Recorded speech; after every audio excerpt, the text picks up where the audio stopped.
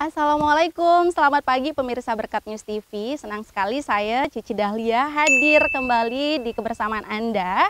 Dan pastinya kali ini kita akan ngebahas sebuah tema yang sangat menarik sekali. Dan kita sudah kedatangan tamu yang spesial ya.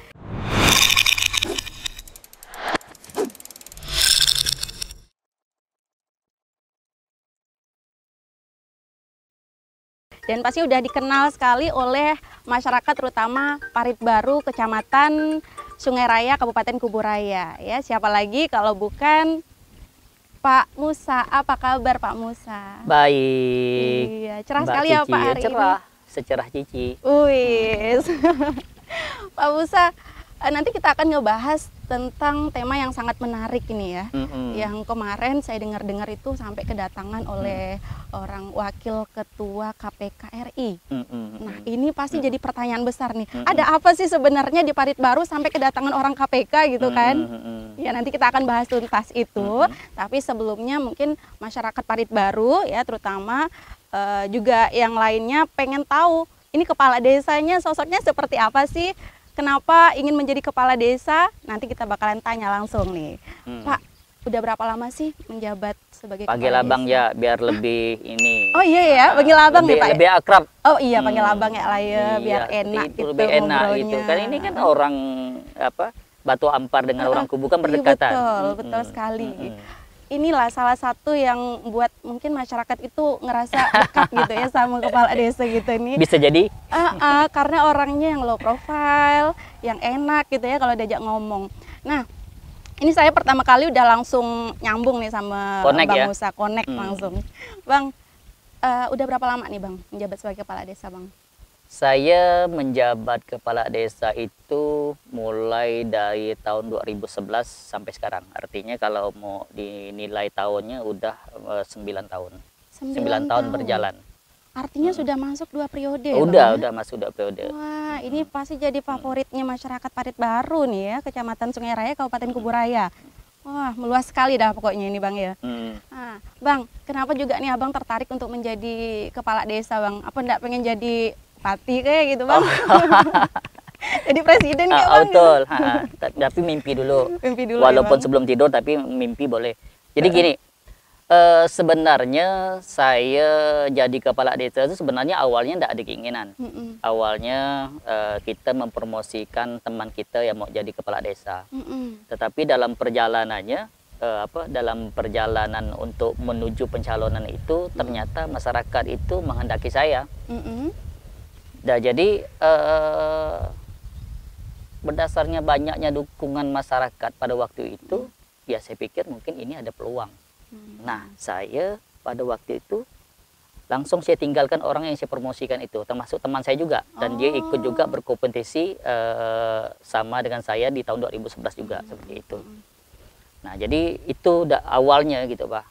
Awalnya memang masyarakat dikehendaki, karena Parit Baru ini memang daerah pemekaran, termasuk Sungai Raya Dalam, karena Sungai Raya lebih lebih tua 4 bulan baru desa Parit Baru.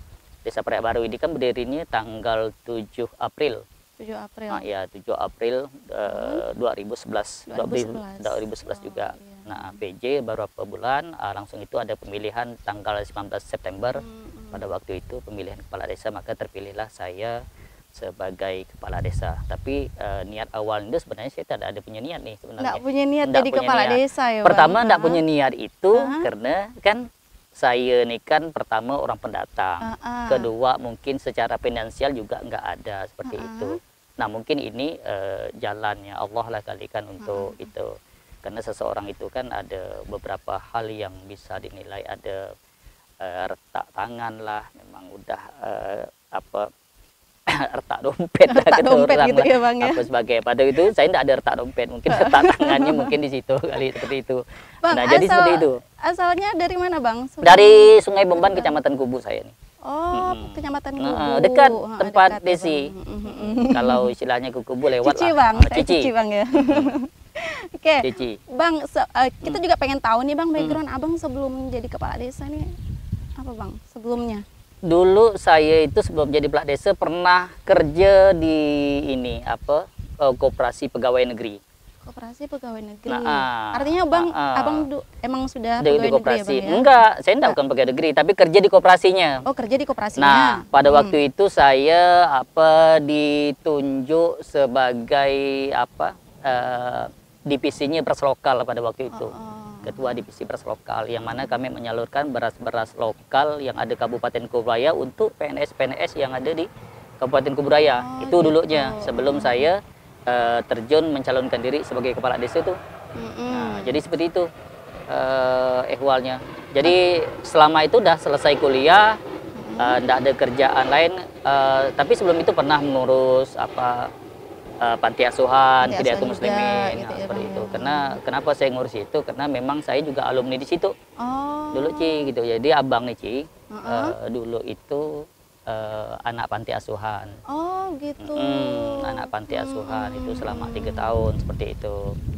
Luar Selesai biasa itu. ya, dari anak panti asuhan kemudian bisa menjadi seorang kepala desa. Ini sangat menginspirasi sekali nih.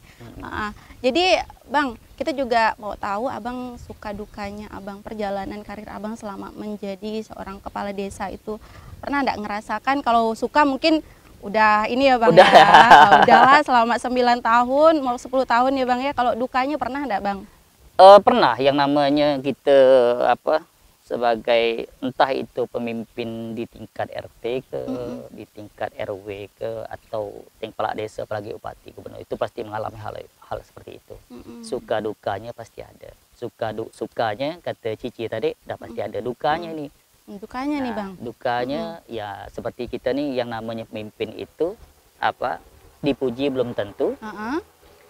Disalahkan udah tentu, ya kan, seperti itu. Cari biasa kesalahan tuh Bang ya. Nah, karena kan kita kan sebagai Pak Desa kan tentunya kan orang pro dan kontra itu ada. Nah, dukanya ketika kita udah berbuat secara maksimal, ternyata masyarakat masih juga menyalahkan kita. Itu kadang-kadang duka yang kita alami lah sebagai pimpinan seperti itu. Karena di dalam demokrasi itu kan orang itu antara suka dan tidak suka itu beriringan. Nah, yang suka mungkin dengan pola kegiatan kita itu mereka mendukung. Tapi dengan orang yang memang tidak suka dengan kita, ternyata program kita tidak didukung. Mungkin kita dibully, kita tidak boleh nampilkan hal-hal yang istilahnya berbau kemewahan, nanti itu dia orang apa sebagainya gitu Pak. Itu yang menurut saya seperti itu. Ada juga yang istilahnya keluarga kita lah yang nanti bebannya itu di situ sebenarnya. Tapi secara pribadi kalau ngelihat dari sosoknya Bang Musa ini kayaknya banyaklah digemari, diidolakan oleh masyarakat nih sepertinya ya. Apalagi udah 2 periode ya Bang ya. Mudah-mudahan seterusnya nanti sampai ke 3-4 periode berikutnya ya Bang. Insya Allah hanya sampai 3 ya, 4 enggak ada. Oh iya. Enggak ada sampai 4. Kalau 3 ada. 3 ada ya Bang. Undang-undang hanya 3 ya. Tapi kalau 4 enggak ada. Nah, setelah ketiga itu nanti gimana Bang? Ada keinginan apa selanjutnya, harapannya? Saya ini belum memikirkan untuk tahap ketiga. Saya lagi memikirkan apa yang bisa saya perbuat untuk tahap kedua ini sampai selesai saya tahun 2024 nanti. Di awal itu. Jadi saya belum memikirkan tentang kedepannya, tapi saya memikirkan dulu dalam 3 tahun ini apa yang bisa saya perbuat untuk masyarakat saya. Berjalan dulu Harus berjalan dulu seperti apa, seperti itu. Baru kita merencanakan seperti itu. Ya kalau kita sukses, ya mungkin masyarakat bisa milih kita lagi. Tapi kalau misalnya dalam perjalanan kita tidak sukses, ya mungkin kita terhenti pada periode kedua saja. Masyarakat juga pastinya pengen tahu dan bertanya-tanya nih tadi mengenai kenapa sih KPK itu bisa sampai datang ke Desa Parit Baru nih. Nah, jadi ini saya juga tahu ini sedikit bocoran bahwa tentang transaksi non tunai ini ada kaitannya gitu ya Bang ya dengan KPK yang datang ke Desa Parit Baru. Lagian ini transaksi non tunai ini Bang, ini kayaknya udah ngetren dan udah diperbincangkan oleh masyarakat khususnya di seluruh Indonesia bahkan ya Bang ya udah memperbincangkan tentang transaksi non tunai ini. Kayaknya kalau menurut Abang nih transaksi non tunai ini apa sih Bang? Transaksi non tunai ini kan dicetuskan Bupati tahun 2019 pada waktu itu. Mungkin saya desa yang pertama lah kali yang mendukung terhadap JMS ini. Lalu saya ajak teman-teman. apa yang dikatakan Bupati kepada saya pada waktu itu, bahwa ini adalah aplikasi dalam rangka untuk transparan, aman dan akuntabel seperti itu. Nah, jadi saya di pertama mungkin saya sanggup Pak Bupati untuk menerapkan CMS yang pertama. Nah, terus saya ajak teman-teman adalah 28 desa pada waktu itu yang pertama. Ya, yang pertama. Dan yang keduanya udah 118, semuanya udah ini. Sudah ya Bang? Udah, Dari udah, 118 desa itu semuanya udah 18. ikut. Nah, ini aplikasi non tunai ini adalah sistem pembayaran kita non tunai. Jadi tidak tunai lagi. Kalau dulu kan tunai apa-apa, mau beli barang, fisik, belanja, apa sebagai semuanya pakai tunai semua. Nah, sekarang itu kan tidak boleh lagi. Nah, yang boleh sekarang itu ini pembayaran gaji. Nah, kalau pembayaran gaji itu tunai. Nah, tapi pembayaran selain daripada non gaji semuanya tunai. Nah, mulailah dari perangkat desa, mulailah dari RW, dusun, RT, yang posyandu, nah semuanya itu udah pakai sistem transfer. Jadi tidak ada lagi hal seperti ini. Jadi itu yang apa yang diciptakan Pak Bupati itu dalam rangka untuk transparan, aman dan akuntabel dan bisa dipertanggungjawabkan seperti itu. Jadi salah satunya tadi yang Bang bilang itu Desa Parit Baru itu pencetus pertama ya Bang ya, pelopor pertama untuk. Nah, saya yang sanggup karena Pak Bupati pertama kali itu ngomong tuh sama saya masalah cash management system ini atau non tunai ini. Kita memang udah sanggup karena kita memang berharap dengan sistem CMS ini sifat transparannya itu, sifat amannya itu dan bisa dipertanggungjawabkan itu tercipta di Kabupaten Kuburaya. Makanya memang betul kata Bupati itu dari Indonesia untuk apa, dari Kuburaya untuk Indonesia itu bukan hanya sekedar slogan tapi memang udah terbukti.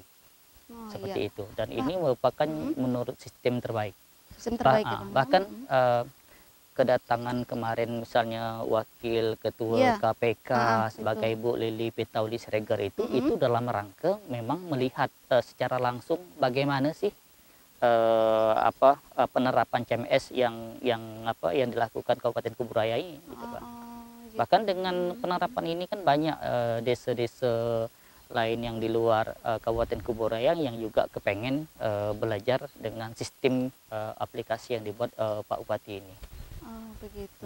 Jadi sampai datang Ibu Lili tadi Bang ya. Ini luar biasa menurut saya, ini luar biasa. Jarang-jarang wakil ketua KPK itu datang ke desa itu memang bukan jarang, mungkin belum pernah kali ya Bang ya. Belum pernah. Saya pikir memang belum pernah gitu Pak. Nah, ini baru pimpinan inilah yang pimpinan KPK terbaru inilah baru pernah datang ke Desa Parit Baru. Ini menurut saya sebuah prestasi juga pastinya. Apalagi yang didatang itu Desa Parit Baru. Itu dia melihat secara langsung, bahkan mereka yang klik tombol sistem transfer itu langsung ke dia sendiri yang mencetnya pada waktu uji coba di kantor Desa Parit Baru itu sendiri. Gitu. Bang, kalau ini kan masyarakat ini kalau yang kita ketahui mungkin tidak semuanya bisa menggunakan aplikasi ini Bang. Dia pakai aplikasi kan Bang kan, harus menggunakan aplikasi kan Bang kan. Jadi ada enggak sih Bang kekurangan dari aplikasi ini? Saya pikir sih kalau yang namanya sebuah sistem itu kalau misalnya mau dicari kekurangannya pasti ya mungkin ada kali kekurangannya. Tetapi menurut saya sistem CMS inilah sistem yang menurut saya yang terbaiknya dari segi amannya, dari segi transparannya, dan bisa dipertanggungjawabkan. Nah, seperti itu mudah. Nah, mudah karena apa? Karena misalnya seandainya ada misalnya ketidakjujuran seorang kepala desa dan sebagainya, itu bisa dicek di rekening korannya. Langsung atau bisa dicek Bang? Bisa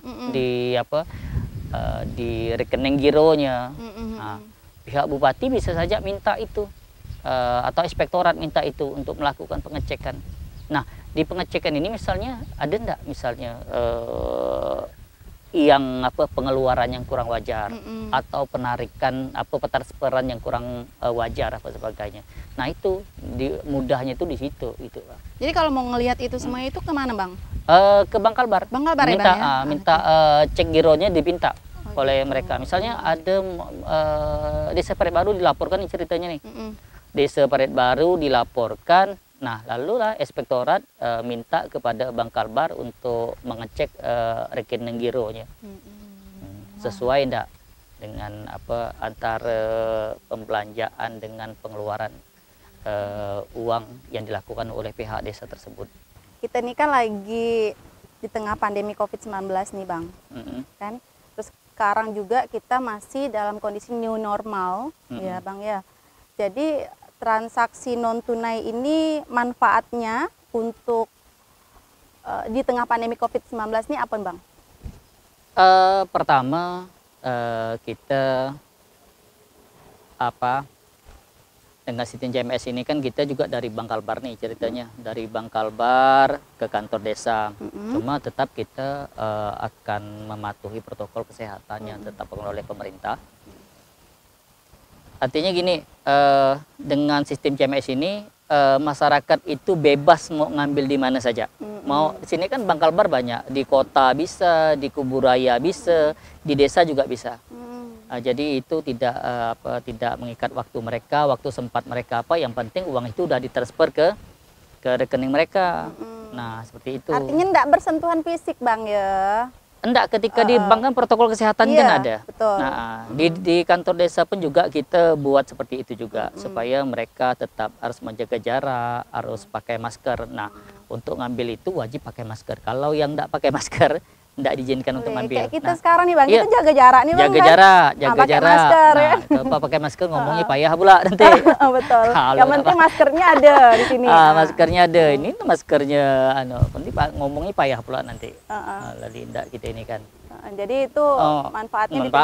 Nah, terus kalau untuk orang-orang sakit, kita minta keringanan kepada bank misalnya kan, supaya ini bisa diwakilkan oleh anaknya atau istrinya dan sebagainya. Kita buatlah kemudahan-kemudahan dalam untuk pengambilan BLT ini bagi masyarakat desa kita yang dapat. Ya. Nah itu juga salah satunya Bang ya untuk pengambilan BLT gitu ya. Tetap pengambilan BLT-nya juga menggunakan protokol kesehatan tadi ya Bang ya. Itu pasti. Pasti ya pasti. Bang. Saya pernah baca artikel nih Bang. Saya ini sebelum ngomong sama Abang nih, saya cari tahu dulu nih Bang. Tahu seperti apa? Kau nak tahu tentang desa? Dua-duanya tentang desa juga, tentang Abang harus. Kalau enggak kita tak dapat chemistry nih. Tadilah kau cari tentang Abang ya, gitu. Jadi saya baca kalau Desa Parit Baru nih katanya pernah mendapatkan kayak penghargaan sebagai desa mandiri tangguh. Nah, ini kenapa bisa sampai dapat seperti ini Bang, julukan desa mandiri tangguh nih Bang? Ini luar biasa juga nih pastinya. Kami pun juga enggak tahu karena ini kan penilaian desa mau ditetapkan desa tangguh itu kan ditetapkan oleh Kapolres. Nah, dia menetapkannya berdasarkan pengamatan dia desa ini masuk kategori tangguh atau tidak. Nah, itu mereka yang menetapkan. Tapi kami merasa bersyukur bahwa dengan ditetapkan tangguh ini kami lebih berupaya lagi apa-apa yang menjadi bahan penilaian. Nah, sini kan ada tangguh secara ekonomi di Desa Parit Baru ini, ada tangguh di bidang kesehatan, bagaimana cara menangani misalnya COVID-19 dan sebagainya, bagaimana kita menerapkan protokol kesehatan juga seperti itu. Jadi itu yang ini punya tangguh di bidang pertanian. Oh, tangguh di bidang pertanian juga. Di bidang pendidikan atau sebagainya. Jadi banyak item-item ketangguhan itu yang ada di Desa Parit Baru, sehingga Desa Parit Baru ditetapkan sebagai desa tangguh. Salah satunya tadi yang Abang sebutkan programnya tadi untuk beasiswa itu dimasuk dalam tangguh pendidikan ya Bang ya. Wah. Termasuk seni budaya juga. Seni budaya juga. Seni budayanya apa nih Bang udah? Kita banyak karena kita sini kan Parit Baru kan termasuk miniaturnya Indonesia. Miniaturnya Indonesia karena di sini ini berbagai suku ada di Desa Parit Baru, berbagai agama juga ada. Semuanya ada. Ini kayaknya kita udah semakin santai ya Bang ya. Nah, udah mendekati siang, tadi juga sudah rehat sejenak ya. Ini kita juga masih ingin tahu juga ini Bang tentang mau mendalami lagi ya. Mendalami lagi tentang tadi pembahasan kita dari awal tadi itu hingga ke sekarang ini. Jadi mengenai sistem pelaporan dari transaksi non tunai dana desa. maksudnya dana desa? Dengan menggunakan non tunai ini. Dengan menggunakan. Sebenarnya sih kalau kita untuk pelaporan CMS sih tidak ada secara cuma kita ini kan pelaporan dari CMS. Berarti CMS ini kan dari bank. Dari bank, abang boleh contekan dulu nih. Boleh. Takut salah juga berikan kan statement kan. Dari bank mengetahui beberapa nilai kegiatan yang ditransfer berdasarkan kwitansi yang dibuat di sistem Siskuides. Siskuides itu sistem keuangan desa. Nah, nilai kegiatan yang ada di kwitansi itu atau Siskuides harus sama dengan nilai yang tercantum di dalam CMS. Jadi harus gitu, Bah. Antara saldo juga seperti itu. Dari bank ke desa itu CMS harus sama dengan saldo bank yang ada di Siskuides. Jadi selain di bank, di Siskuides juga bisa, karena pemerintahan desa juga di dalam Siskuides itu bisa memandang gitu, Pak, di dalam pengaturan pelaporan itu sendiri. Begitu. Jadi semakin dipermudah gitu ya, semakin Bang ya? Dipermudah, semakin juga transparan, tidak mengurangi penyalahgunaan wewenang atau penyalahgunaan keuangan desa lah, seperti itu. Nah, itu dia yang diinginkan oleh CMS itu sendiri. Gitu, Bang. Bang, dengar-dengar abang nih katanya sebagai ketua dari kepala desa Kuburaya nih, Bang. Saya dengar seperti itu, Bang. Enggak juga, dulu pernah jadi sekretaris Abdesi Kabupaten Kuburaya. Jadi sekarang saya menggawangi Abdesi Kecamatan Sungai Raya saja, seperti itu. Apa tuh Abdesi, Bang? Asosiasi Cici. Asosiasi Cici. Aduh, bahaya Asosiasi ini kalau Pemerintahan Desa seluruh Indonesia. Asosiasi Pemerintahan Desa seluruh Indonesia. Kecamatan Sungai Raya, Kabupaten Kuburaya. Jadi abang yang mengetuainya. Dipercayakan kawan-kawan untuk saling untuk silaturahmi, mendiskusikan hal-hal misalnya tentang desa dan sebagainya. Itulah fungsi dan tugas kita, atau menyampaikan aspirasi dari asosiasi itu ke pemerintah, dalam hal ini bupati, kepala dinas dan sebagainya. Itu tugas kita lah. Jadi sudah banyak sekali pembahasan kita dari awal tadi ya, Bang, dari pagi sampai ketemu siang nih, Bang. Udah banyak sekali bincang-bincang kita nih. Bincang ringan kita sambil bersenda gurau juga. Betul, jadi cuma makanan ringan saja yang belum ada. Belum ada ya? Nanti kita tunggu, Bang, tenang. Nanti jadi bincang ringan itu sebenarnya harus diselingin juga makanan ringan. Makanan ringan, betul. Seperti itu. Kayaknya jadi evaluasi nanti ke depannya, Bang ya. Siap. Oke, Bang. Ini sebelum kita closing, Bang, kayaknya abang juga perlulah ngasih sedikit harapan ke depannya, himbauan dari transaksi non tunai ini berkaitan juga dengan ini sekarang ini yang sedang kita hadapi, pandemi COVID-19 ini nih, Bang. Kalau masalah CMS ini kita berharap bahwa ini bukan saja untuk Kuburaya.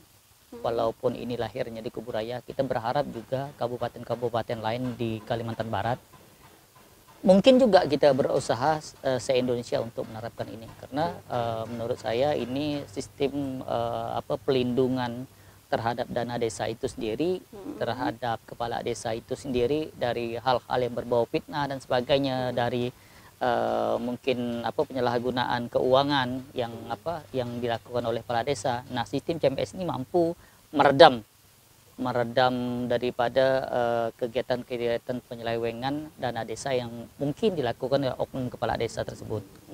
Mudah-mudahan ini disambut baik ya, Bang ya. Iya. Nah, saya berharap ini bukan saja di Kuburaya, saya berharap ini untuk Kalimantan Barat juga bisa ditransfer ilmunya ke Indonesia, seluruh Indonesia. Kita berharap seperti itu. Karena ide ini memang betul-betul ini gitu, Pak.